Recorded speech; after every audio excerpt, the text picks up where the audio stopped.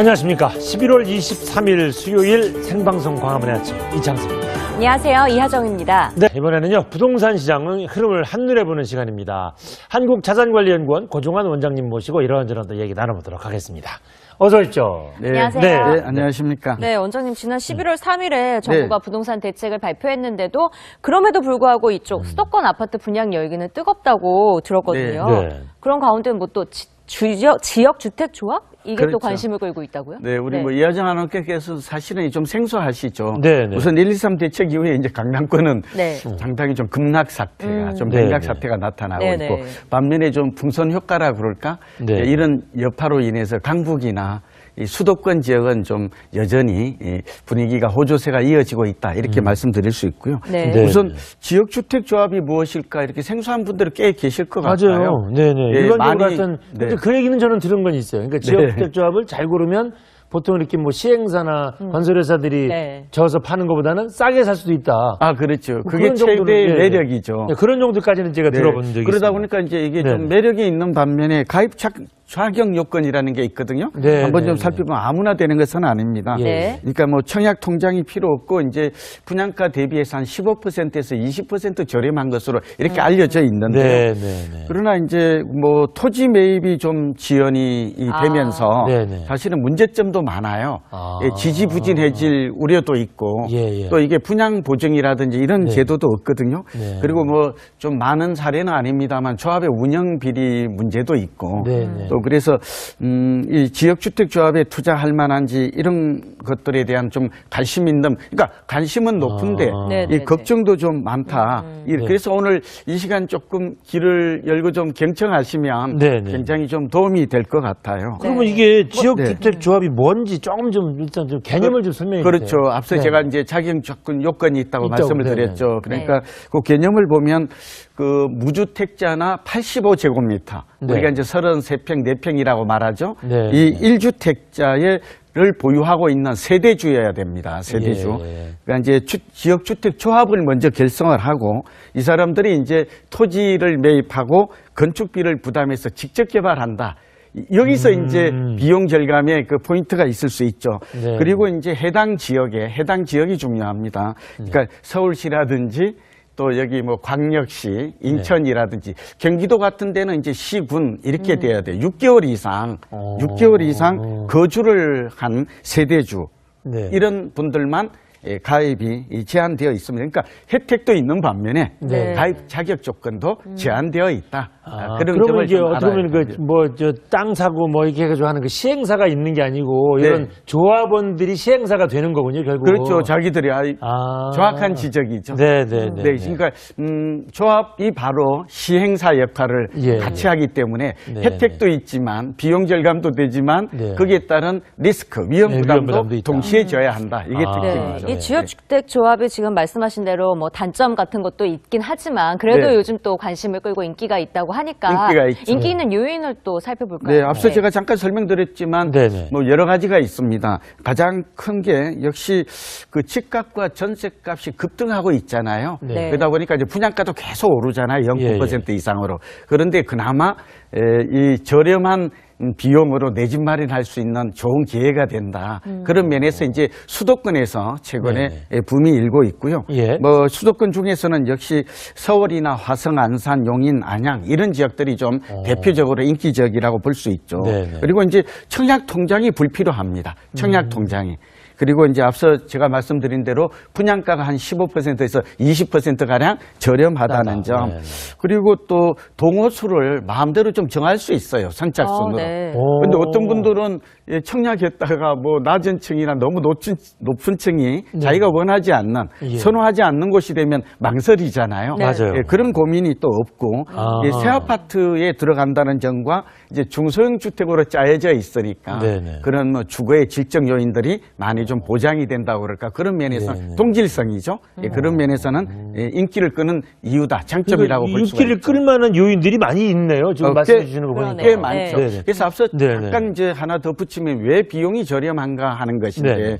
이제 직접 토지를 매입하니까 네. 이제 거기서 이제 절감 요인이 생기는 것이고요. 두 번째는 금융 비용. 왜냐하면 조합원들이 돈을 직접 부담하니까 네. 금융 비용이나 홍보할 필요가 없잖아요. 네. 마케팅 비용 이 부분도 무시하지 못하는 거거든요. 네. 이런 것들이 지금 비용 절감의 포인트다. 하긴 뭐 모델하우스 하나 짓는데도 몇 억 들어간다면서요. 많이 들어가죠. 그러니까.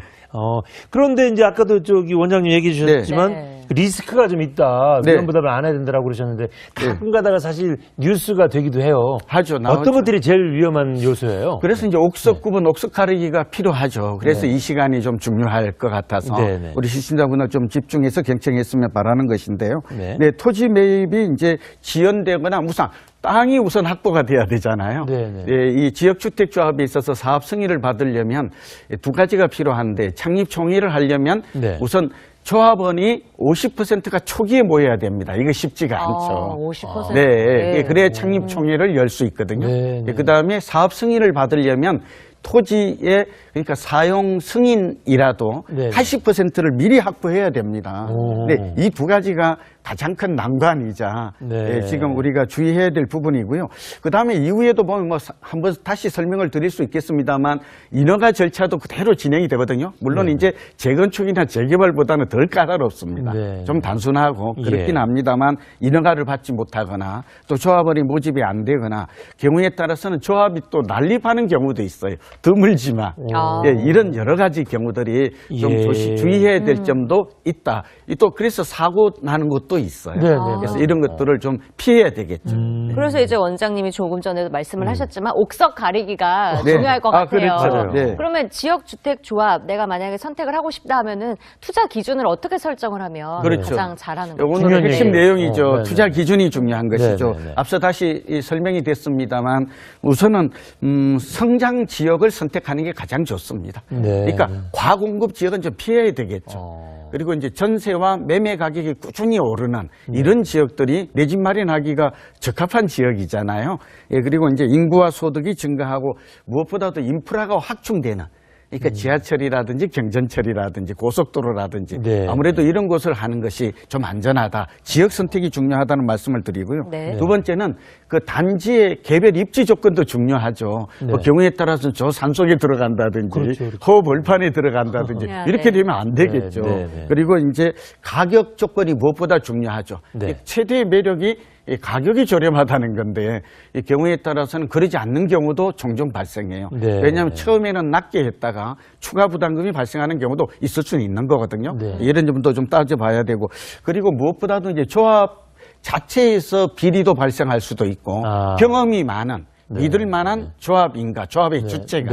그다음에 업무 대행사라고 있거든요. 이 업무 대행사도 좀 경험이 많고 과거에 실적이 있는가. 좀 사실은 따지기가 좀 어렵죠. 그렇지만 이런 걸 따져보아야 되고요. 그다음에 이제 행정관청에 이거는 굉장히 중요한 정보인데 일반인들이 사실은 알기는 어렵죠. 그러니까 이 모든 것들을 사실은 행정관청이 인허가 절차를 감독하고 있고 파악하고 있거든요. 그러니까 수시로 좀 의심스럽다거나 걱정이 된다면 혼자서 걱정하지 말고 주택과 같은 데 전화를 해보면 돌아가는 상황, 문제점 이런 거에 대한 정보를 알 수가 있죠. 이런 것들은 관청에서도 다 얘기를 해주죠. 문의하면. 요즘은 민주화되어 있고요. 뭐 행정관청에서도 비밀 없이 알려줍니다. 그렇다면은 우리 저 원장님 어디 좀 현장 소리를 한번 좀 들어보고 싶은데 직접 어디 다녀오셨다면서요? 네, 그렇죠. 그래서 이제 경기도 중에서도 좀 뭐 인기를 끌고 있는 그 화성 지역, 화성 비봉 그 지역 주택 조합을 한번 방문을 했는데요. 한번 좀 현장 화면을 한번 보실까요? 나오고 있군요. 네, 나오고 있네요. 네, 지금 여러 가지 지금 내부 사진을 좀 찍은 것 같은데요. 뭐 이게 특징 같은 것들을 이렇게 좀 살펴보면 이 단지 같은 경우가 좀 대표 단지로 제가 좀 설명을 드리고 또 현장을 단지가 좀 커 보이네요. 네, 단지가 2,000세대 이상 좀 대단지로 되어 있고요. 이제 화성 비봉 택지지구라고 그 안에 들어가 있는 겁니다. 이제 앞으로 지금 작은 미니 신도시가 들어설 지역에 있다라는 점. 그렇기 때문에 이렇게 그림이 나오고 있고요. 그다음에 이제 단지 내 단지 규모도 크고 또 이 택지 개발 지구 내에 들어서는 장점이 있어서 그런지 단지 내에 뭐 실내 수영장이라든지 또 대형 피트니스 클럽, 골프장 또 어린이들 시설 이런 것들이 좀 다양하게 돼 있고 지금 단지 그 우리 내부를 조금 보고 있습니다. 평면을 보고 있습니다만 네. 그 뭐 TV나 냉장고라든지 에어컨 세탁기 이런 것들도 좀 잘 되어 있었어요. 네. 한마디로 요즘 네. 이제 이 분양을 좀 촉진하기 위해서 네. 이런 것들도 그러네요. 비교적 편의 시설과 또 상업 시설과 또 평면 설계 이런 마감재 이런 것들이 좀 고급화되어 있구나 하는 점을 좀 알 수가 있었습니다. 네. 그러면 좀 이제 또 네. 관계자 인터뷰가 또 있다고 그렇죠. 들었거든요. 예, 네. 관계자 인터뷰를 한번 한번 들어볼까요? 들어보실까요? 네. 예, 네. 지역주택조합 사업의 맹점인 토지 확보를 완료하고 지난 8월 공급 개시 이후 9월부로 이미 1차 조합원 모집 정원을 초과하여 오는 25일 창립총회를 실시하고 내년 중 착공 예정입니다. 신설, 지방도로 등 교통 및 생활 인프라가 확보되어 직주 근접의 탁월한 주거 입지를 자랑합니다. 네, 단지 내에 25m 4레인 실내 수영장과 외부 패밀리 워터파크 그리고 대형 피트니스 클럽 및 실내 골프 클럽 등이 있습니다. 특히 TV, 냉장고, 김치 냉장고, 에어컨 세탁기 등 가전이 풀세트로 무상 제공되어 몸만 오셔도 될 수 있도록 하였습니다. 뭐 얘기만 들어도 시설이 꽤 좋은 것 그러니까. 같아요. 네, 그렇죠. 요즘 뭐 오피스텔처럼 이렇게 강남의 고급 아파트처럼 손색 이렇게, 없는데요, 정말. 네, 이렇게 했다고 그러고요. 네. 뭐 교통 시설도 좀 잠깐 제가 네, 좀 네, 보충해 언급해 볼까요? 주세요. 네, 네. 보니까 이게 이제 좀 주목하고 좀 장점이 있는데요. 좀 전에 관계자도 뭐 잘 설명했습니다만 네. 서해안 고속도로 비봉 IC가 인접하고 있고요. 아. 또 비봉 택지 이 개발 지구가 바로 그 안에서 네. 이렇게 개발이 예정이 되어 있습니다.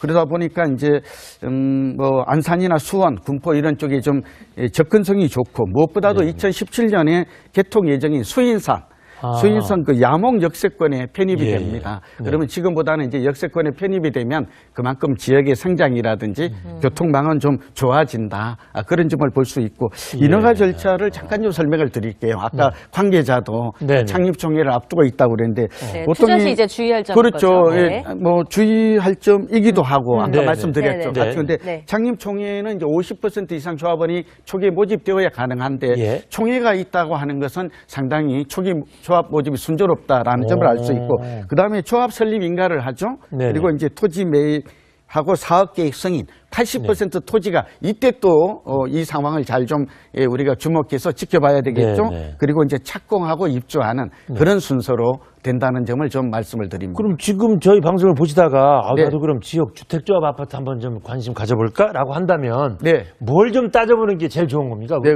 그렇죠. 앞서도 잠깐 얘기했지만 이게 참 네네. 중요하죠. 예. 장점이 있는 반면에 단점도 단점이 있고. 있으니까요. 네, 그래서 앞서 지금 계속해서 주의할 점을 말씀드립니다만 토지 매입이 확보가 됐나, 아. 조합원이 50% 확보가 됐나 네네. 이런 점을 그래서 창립총회를 앞두고 있거나 총회를 열었거나 이런 것들이 리스크를 좀 투자의 위험을 좀 줄이는 줄여주는 길이고요. 거. 네네. 그다음에 이제 분양가도 좀 따져봐야 됩니다. 예상 분양가가 지금 공개가 되지만 네. 제가 이 단지 같은 경우는 뭐 예상 분양가가 꽤 저렴한 걸로 합리적인 것으로 알고는 있습니다만 직접 가보신 그러나 거예요? 네네. 그래서 분양가도 한번 주변의 분양가와 비교해서 따져봐야 되고 네. 그리고 시공사도 역할도 중요하죠.